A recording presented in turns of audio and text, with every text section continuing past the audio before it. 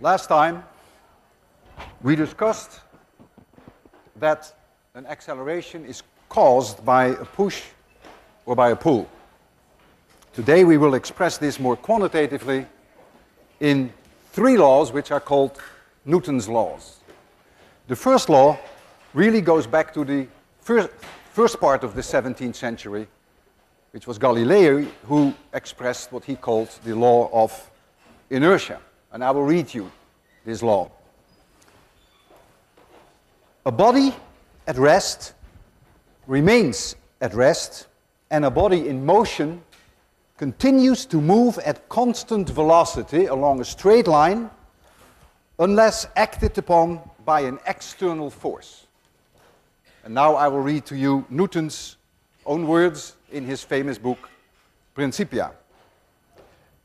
Every body perseveres in its state of rest or of uniform motion in a right line unless it is compelled to change that state by forces impressed upon it.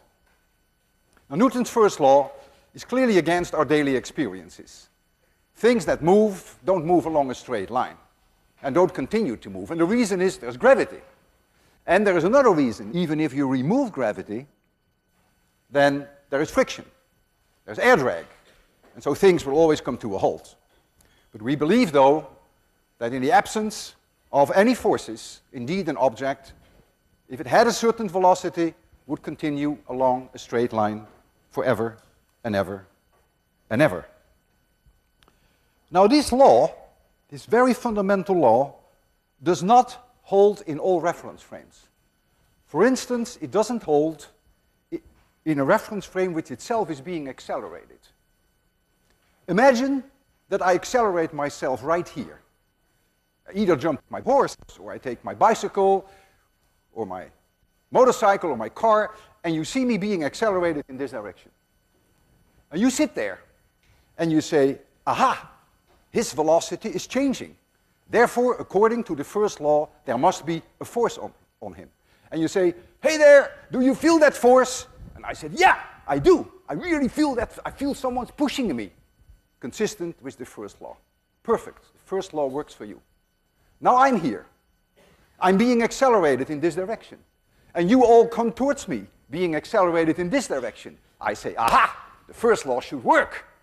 So these people should feel a push. I say, hey there, do you feel the push? And you say, I feel nothing. There is no push, there is no pull. Therefore, the first law doesn't work from my frame of reference if I'm being accelerated towards you.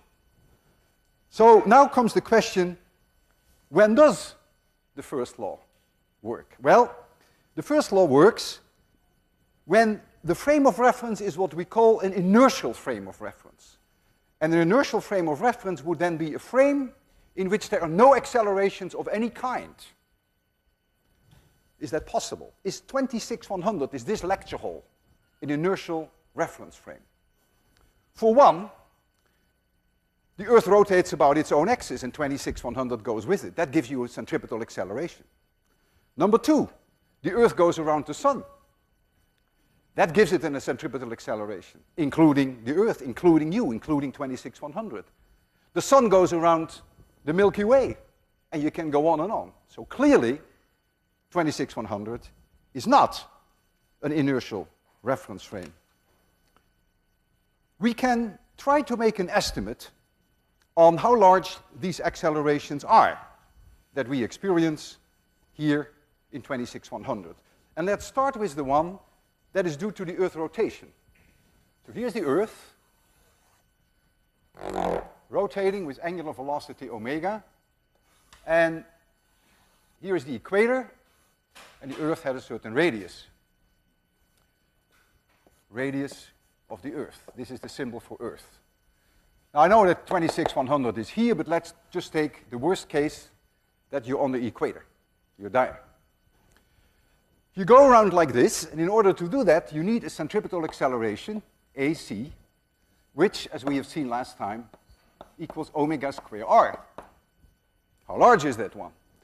Well, the period of rotation for the Earth is 24 hours times 3600 seconds. So omega equals 2 pi divided by 24 times 3600, and that would then be in radians per second. And so you can calculate now what omega square r Earth is if you know that the radius of the Earth is about 6,400 kilometers. Make sure you convert this to meters, of course. And you will find then that the centripetal acceleration at the equator, which is the worst case, it's less here, is 0.034 meters per second squared. And this is way, way less. This is 300 times smaller than the gravitational acceleration that you experience here on Earth. And if we take the motion of the Earth around the Sun, then it is an additional factor of 5 times lower. In other words, these accelerations, even though they're real and they can be measured easily with today's high-tech instrumentation, they are much, much lower than what we are used to, which is the gravitational acceleration. And therefore, in spite of these accelerations, we will accept this Hall as a reasonably good inertial frame of reference in which the first law then should hold. Can Newton's law be proven? The answer is no, because it's impossible to be sure that your reference frame is without any accelerations. Do we believe in this? Yes, we do. We believe in it since it is consistent within the uncertainty of the measurements with all experiments that have been done. Now we come to the second law, Newton's second law. I have a spring. Forget gravity for now, you can do this somewhere in outer space. This is the relaxed length of the spring, and I extend the spring. I extend it over a certain amount, certain distance, unimportant how much. And I know that when I do that, that there will be a pull, non-negotiable. I put a mass m1 here, and I measure the acceleration that this pull causes on this mass immediately after I release. I can measure that. So I measure an acceleration a1. Now I replace this object by mass m2, but the extension is the same. So the pull must be the same. The spring doesn't know what the mass is at the other end, right? So the pull is the same. I put m2 there, different mass, and I measure new acceleration a2. It is now an experimental fact that m1 a1 equals m2 a2. And this product, ma, we call the force. That is our definition of force. So the same pull on a 10 times larger mass would give a 10 times lower acceleration. The second law I will read to you. A force action on a body gives it an acceleration which is in the direction of the force. That's also important. Acceleration is in the direction of the force, and has a magnitude given by ma. Ma is the magnitude, and the direction is the direction of the force. And so now we will write this in all glorious detail. This is the second law by Newton. Perhaps the most important law in all of physics, but certainly in all of 801. F equals ma. The units of this force are kilograms times meters per second squared. In honor of the great man, we call that 1 Newton. Like the first law, the second law only holds in inertial reference frames. Can the second law be proven? No. Do we believe in it? Yes. Why do we believe in it? Because all experiments and all measurements within the uncertainty of the measurements are in agreement with the second law. Now you may object, and you may say, this is strange what you've been doing. How can you ever determine a mass if there is no force somewhere? Because if you want to determine the mass, maybe you put it on a scale. And when you put it on a scale to determine the mass, you make use of the gravitational force. So isn't that some kind of a circular argument that you're using? And the answer is no. I can be somewhere in outer space where there is no gravity. I have two pieces of cheese. They are identical in size. This is cheese without holes, by the way. They are identical in size. The sum of the two has double the mass of one. Mass is determined by how many molecules, how many atoms I have. I don't need gravity to have a relative scale of masses. So I can determine the relative scale of these masses without ever using a force. So this is a very legitimate way of checking up on the second law.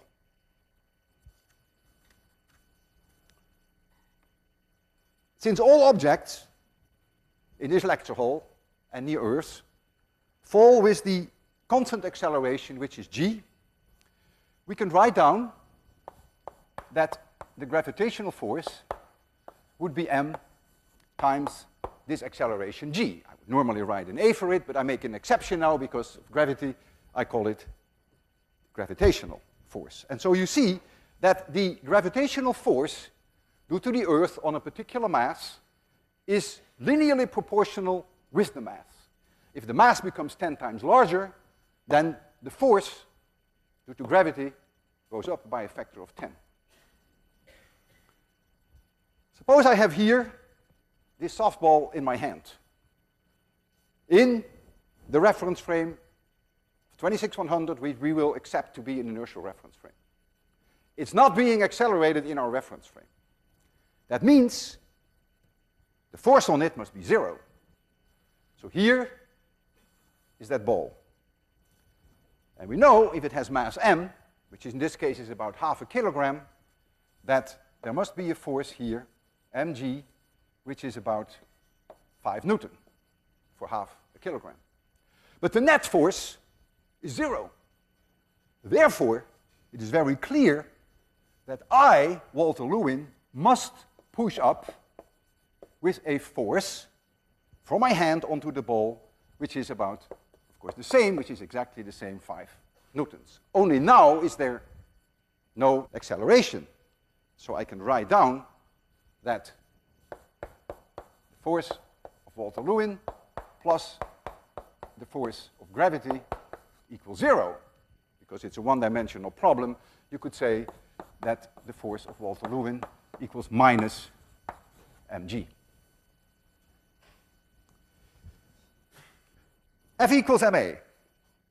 Notice that there is no statement made on velocity or speed. As long as you know f, and as long as you know m, a is uniquely specified. No information is needed on the speed.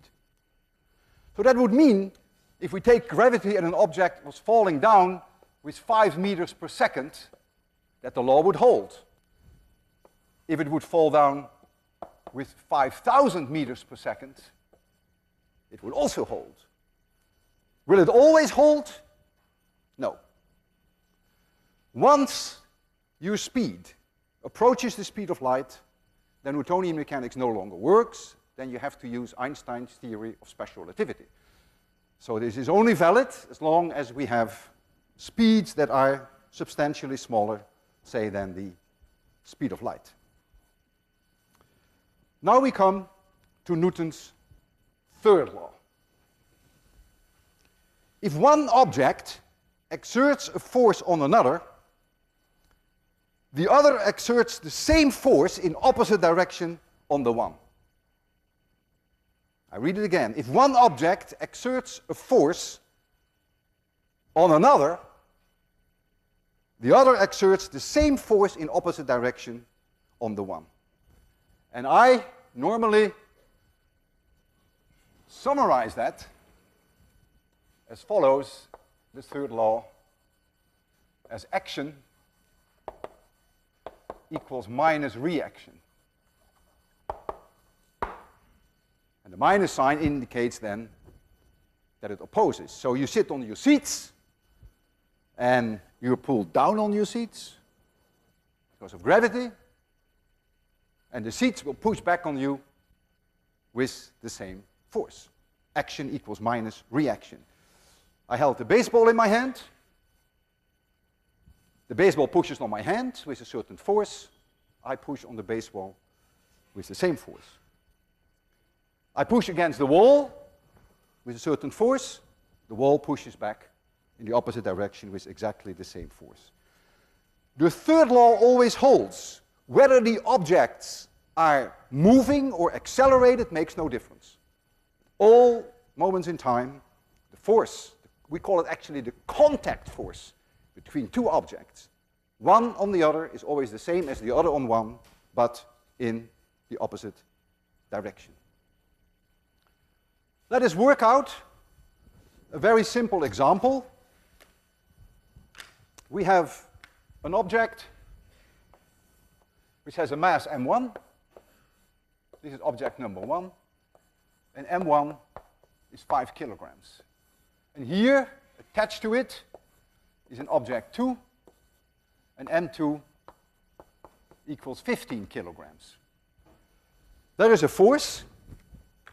And the force is coming in from this direction. This is the force. And the magnitude of the force is 20 newtons. What is the acceleration of this system? F equals ma. Clearly, the mass is the sum of the two. This force acts on both. So we get m1 plus m2 times a. This is 20. This is 20. So a equals 1 meters per second squared in the same direction as f. So the whole system is being accelerated with 1 meters per second squared. Now watch me closely. Now I single out this object. Here it is. Object number 2. Object number 1, while this acceleration takes place, must be pushing on object number 2, otherwise object number 2 could never be accelerated. I call that force F1, 2, the force that 1 exerts on 2. I know that number 2 has an acceleration of 1. That's a given already. So here comes F equals ma. F1, 2 equals m2 times a.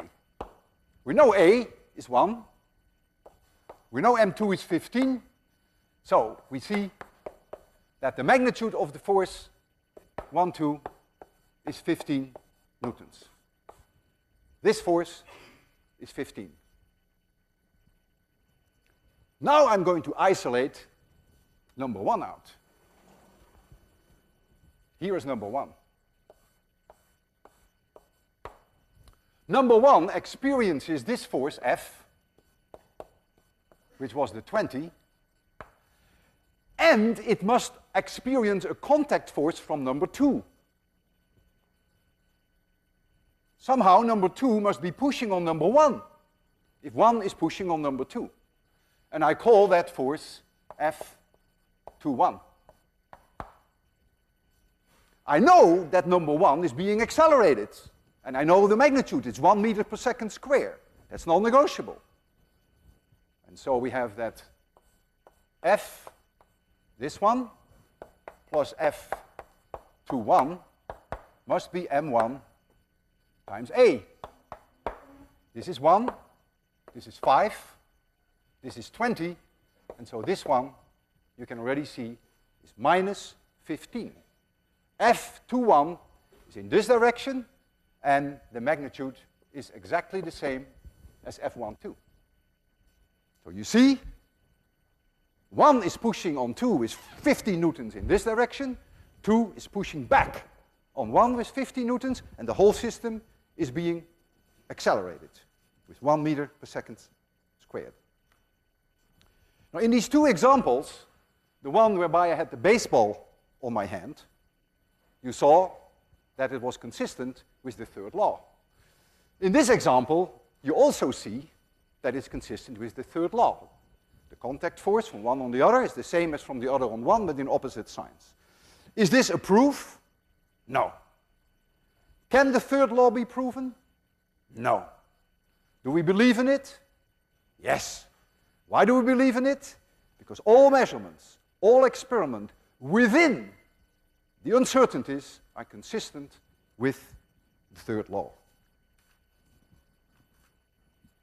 Action equals minus reaction. It is something that you experience every day.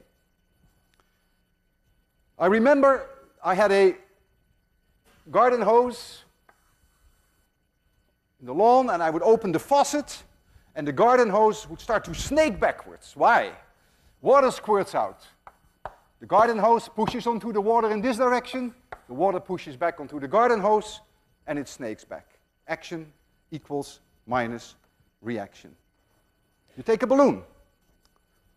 You take a balloon and you blow up the balloon. And you let the air out. The balloon pushes onto the air must push onto the balloon.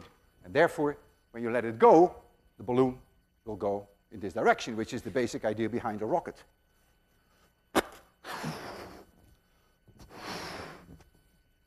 I love to play with balloons, don't you? So, if I do it like this, and I let it go, the air will come out in this direction. And so then, that means the balloon is pushing on the air in this direction, the air must be pushing on the balloon in this direction. There it goes. Didn't make it to the moon, but you saw the idea of a rocket. Action equals minus reaction. If you fire a gun, the gun exerts a force on the bullet. The bullet exerts an equal force on the gun, which is called the recoil.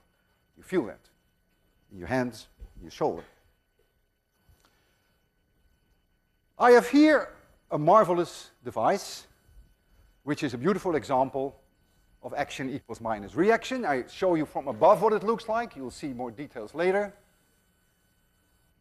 This rotates about this axis rather freely. The axis is vertical. And we have here a reservoir of water, which we will heat up. Turns into steam, and these are hollow tubes, and the steam will squirt out. And so when the steam squirts out in this direction, the tube exerts a force on the steam in this direction, so the steam exerts an equal force in the opposite direction, and so the thing will start to rotate like this. And I would like to demonstrate that.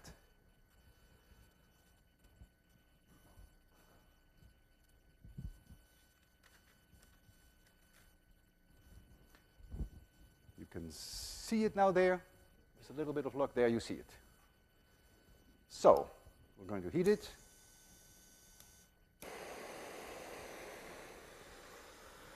Walking. When you walk, you push against the floor. The floor pushes back at you. And if the floor wouldn't push back at you, you couldn't even walk. You couldn't go forward. If you walk on ice, very slippery, you can't go anywhere. Because you can't push on the ice, so the ice won't push back on you. That's another example where you see action equals minus reaction. This engine is called Hero's engine. Hero, according to the Greek legend, was a priestess of Aphrodite. Let's first look at it.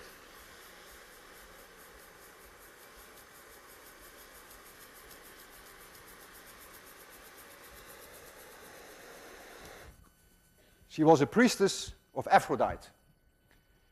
And her lover, Leander, would swim across the Hellespont every night to be with her.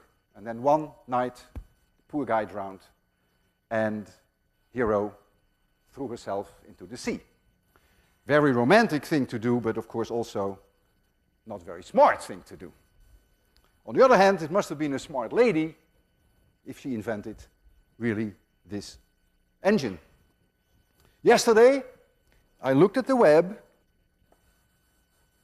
ask.com. It's wonderful. You can ask any question. You can say, how old am I? Now, you may not get the right answer, but you can ask any question. And I typed in Hero's engine. And out popped a very nice, high-tech version of Hero's engine. A soda can.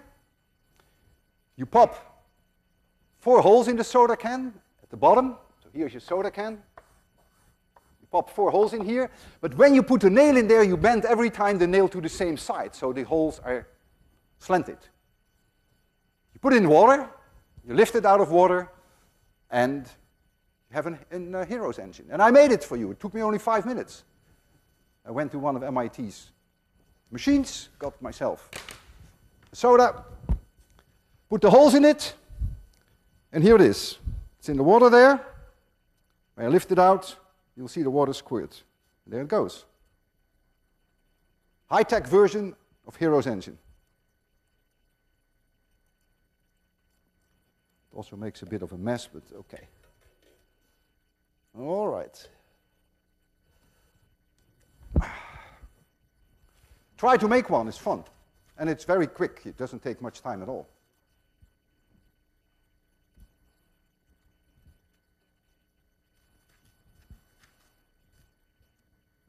There are some bizarre consequences of these laws. Imagine that an object is falling towards the earth. An apple is falling towards the earth from a height, say, of, let's say 100 meters. And let's calculate how long it takes for this apple to hit the earth, which should for you be trivial, of course. So here's the earth. And the mass of the earth is about 6 times 10 to the 24 kilograms.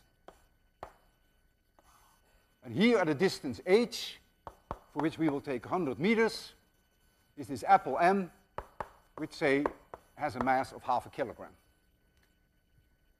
There is a force from the earth onto the apple. And this is that force. And the magnitude of that force is mg. And that is 5 Newton. I take G10, just round it off a little. Now, how long does it take this object to hit the earth? So we know that 1/2 gt squared equals h. It doesn't start with any initial speed, so that is 100. G is 10, this is 5, so t squared is 20. So t is about 4.5 seconds. So after 4.5 seconds, it hits the earth. So far, so good. But now, according to the third law, the earth must experience exactly the same force as the apple does, but in opposite direction. So therefore, the earth will experience this same force, F, 5 Newton, in this direction. What is the earth going to do? Well, the earth is going to fall towards the apple. F equals ma. So the force on the earth is the mass of the earth times the acceleration of the earth. The force we know is 5. We know the mass, 6 times 10 to the 24. So the acceleration will be 5 divided by 6 times 10 to the 24, which is about 8 times 10 to the minus 25 meters per second squared. How long will the Earth fall? Well, the Earth will fall roughly 4.5 seconds before they collide. How far does the Earth move in the 4.5 seconds? Well, it moves 1/2 a Earth t squared. The distance that it moves. We know a, and we know t squared, which is 20. 1/2 times 20 is 10. So that means this distance becomes that number times 10 is about 8 times 10 to the minus 24 meters. The Earth moves 8 times 10 to the minus 24 meters. That, of course, is impossible to measure.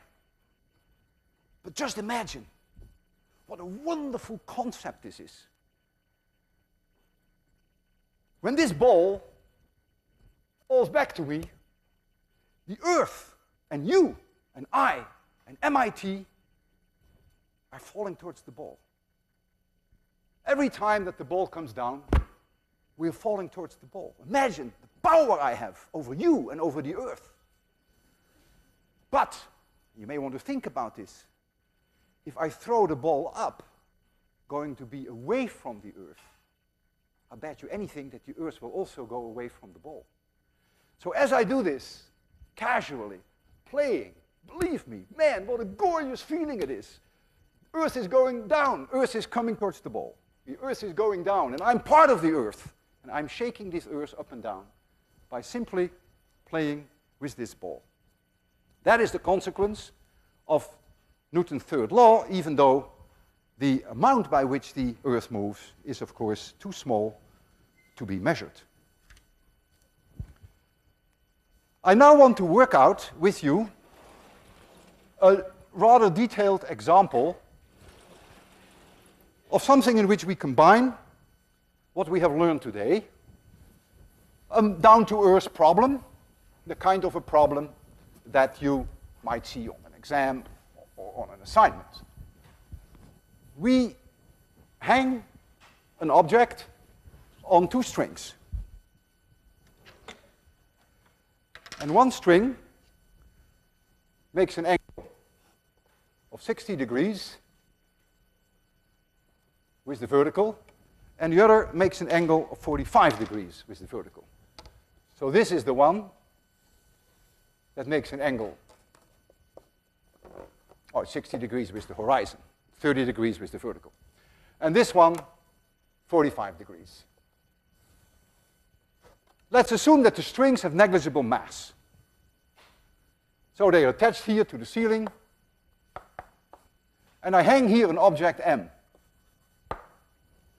Well, if there's an object M, for sure there will be a force mg, gravitational force. This object is hanging there, it's not being accelerated, so the net acceleration must be 0, and so one string must be pulling in this direction and the other string must be pulling in this direction, so that the net force on the system is 0. Let's call this pull for now T1. We call that the tension in this string. And we call the tension in this string T2. And the question now is, how large is T1 and how large is T2? There are various ways you can do this. One way that always works, is pretty safe. You call this the x direction. You may choose which direction you call plus. I call this plus. I call this negative. And you could call this the y direction, and you may call this plus and this negative. I know from Newton's second law, F equals ma, that there is no acceleration, so this must be 0. So the sum of all forces on that mass must be 0.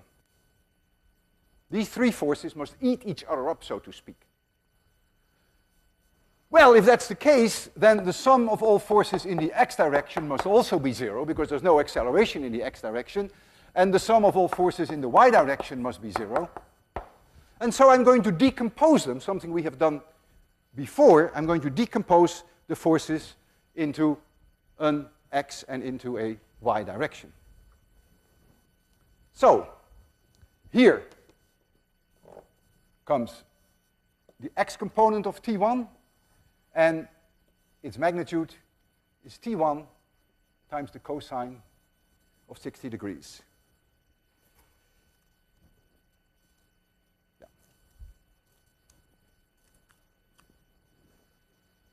Now, I want to know what this one is.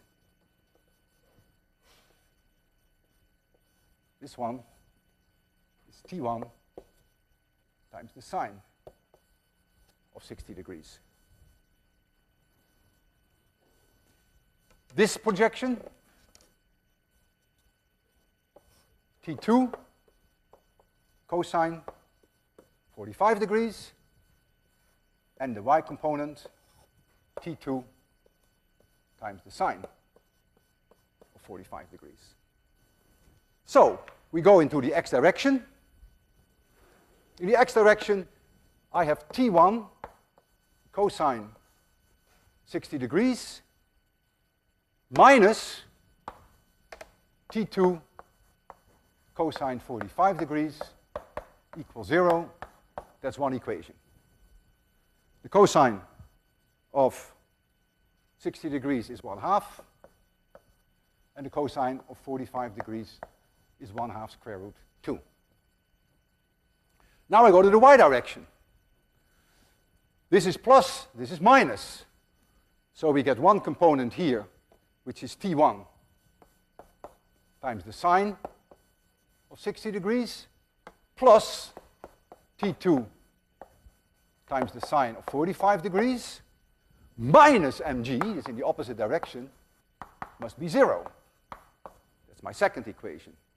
The sine of 60 degrees equals 1/2 square root 3, and the sine of 45 degrees is the same as the cosine 1/2 square root 2. Notice I have two equations with two unknowns. If you tell me what m is, I should be able to solve for T1 and for T2. In fact, if we add them up, it's going to be very easy, because we lose this, because we have both 1/2 square root 2, and so you see immediately here that 1/2 times T1 plus 1/2 square root 3 times T1 equals mg, and so you'll find that the tension 1 equals 2mg divided by 1 plus the square root of 3. I can go back now to this equation. T1 times 1/2 equals T2 times 1/2 square root of 2. I lose my half, and so T2 equals T1 divided by the square root of 2. So the bottom line is, you tell me what m is, I'll tell you what T1 is, and I'll tell you what T2 is. Suppose we take a mass of 4 kilograms, m equals 4 kilograms, so mg is around 40, if we make g 10 for simplicity, then T1, if you put in the numbers, is about 29.3, and T2, 29.3 newtons, and T2 is about 20.7 newtons, I believe. It's very difficult to rig this up as an experiment, but I've tried that. I'll show you in a minute. I want you to know that there is another method which is perhaps even more elegant, and which you may consider, in which there is no decomposition in the two directions. Here is mg. That's a given. And we know that the other directions are also given. This angle is 30 degrees here, and this angle 45 degrees. If these two forces must cancel out this one, why don't I flip this one over? Here it comes. I flip it over. There it is. T1 and T2 now together must add up to this one. Then the problem is solved. Then the net force is 0. Well, that's easy. I do this.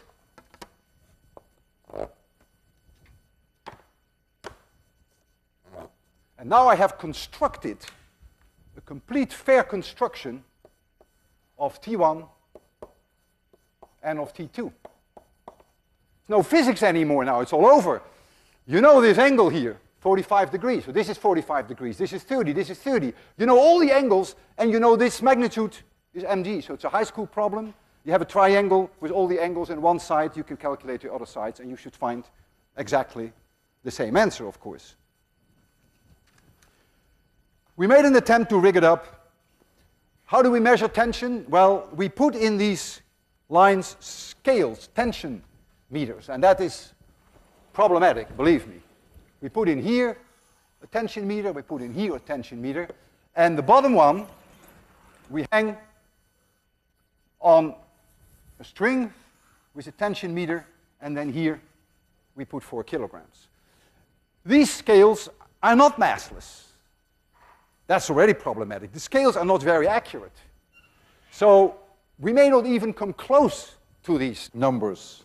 For sure, if I put 4 kilograms here, then I would like this one to read 40 newtons, or somewhere in that neighborhood, depending upon how accurate my meters are. These are springs, and the springs extend, and when the springs extend, you see a hand go. You can clearly see how that works, because if there is a force on that bottom scale in this direction, which is mg, and it's not being accelerated, then the string must pull upwards. And so in order to make the net force 0, and if you have a pull down here and you have a pull up here, and you have in here a spring, then you see you have a way of measuring that force. We often do that. We measure with springs the tension in strings. For whatever it's worth, I will show you what we rigged up. Now, a measurement without knowledge of uncertainties is meaningless. I told you that. So maybe this is meaningless, what I'm going to do now. Let me do something meaningless for once. And remember, when I show it, you can always close your eyes so that you haven't seen it. So we have here something that approaches this 60 degrees, and this approaches the 45 degrees, and we're going to hang 4 kilograms at the bottom. And there it is, and here it is. All right, this one is not too far from 40. It's not an embarrassment. This one is not too far from 20.7. This one is a bit on the low side. Maybe I can push it up a little. See, it gets close to 30, it's not bad. So you see, it's very difficult to get these angles right, but it's not too far off. So let's remove this again, because this will block your view. These scales are calibrated in newtons, as you could see.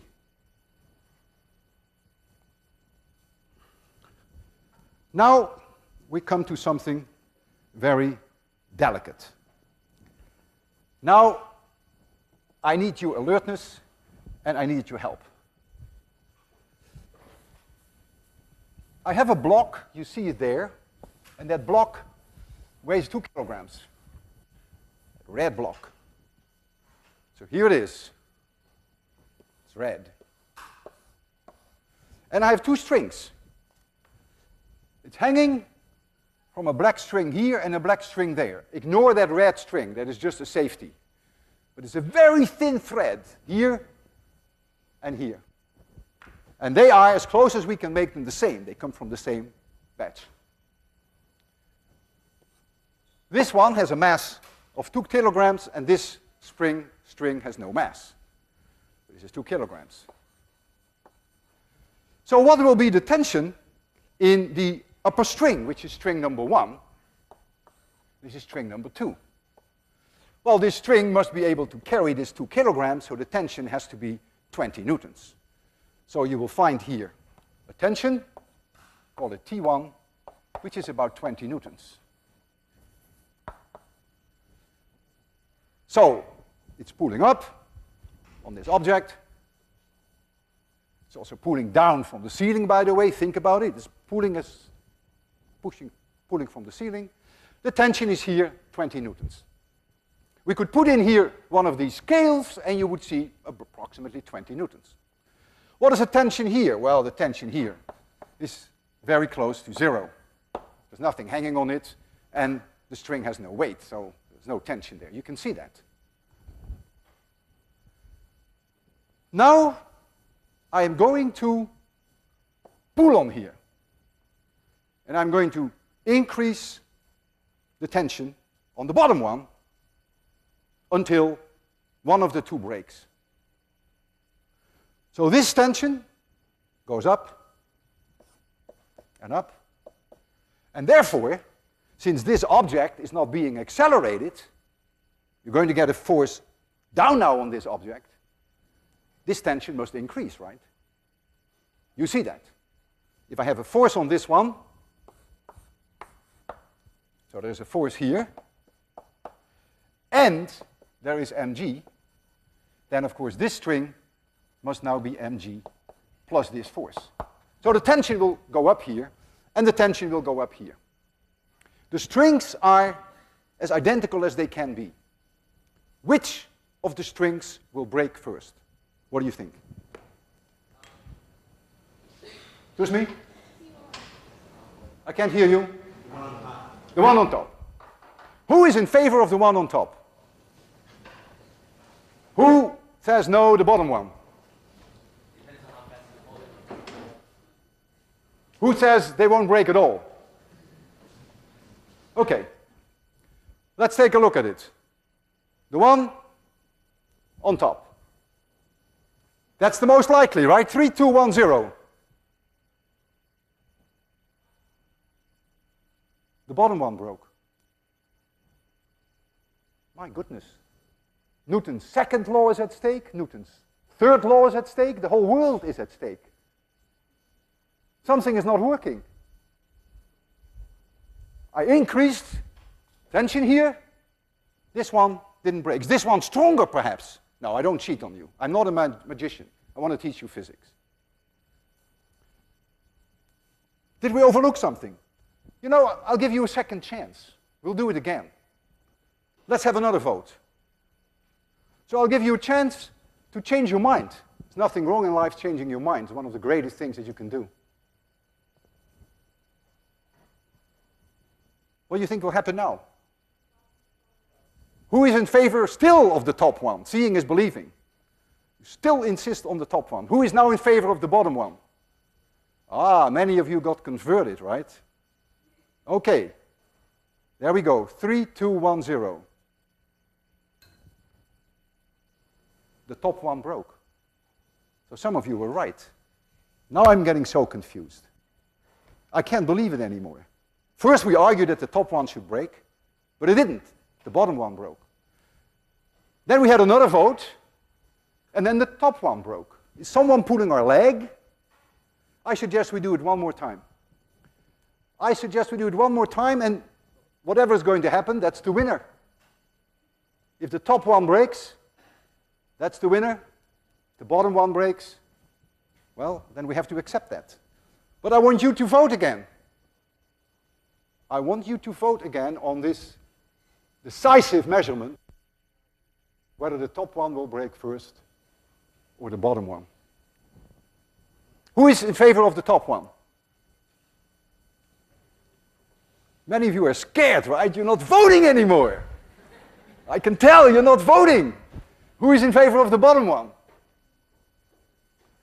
Only 10 people are voting. Let's do this in an undemocratic way. You may decide. What's your name? Alisa? Georgia, close enough. You may decide whether the top one or the bottom one will break. Isn't that great? Doesn't it give you a fantastic amount of power? The bottom one. The bottom one. We ready? 3, 2, 1, 0. Bottom one broke. You were right. You will pass this course. Thank you, and see you Wednesday. By the way, think about this. Think about this.